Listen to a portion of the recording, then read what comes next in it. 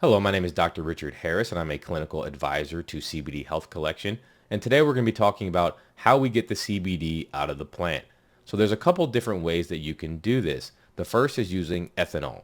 It's cheap, it's effective. The problem is it pulls some things you really don't want in your product into the product.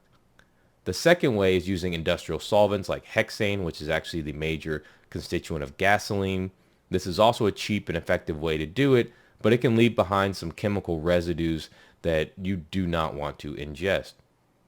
And the final way is using CO2 or carbon dioxide, what we all breathe out. And this creates a clean and effective way of extracting CBD without any toxic chemicals or byproducts. And that's what we use here at CBD Health Collection because we prioritize quality and we prioritize science.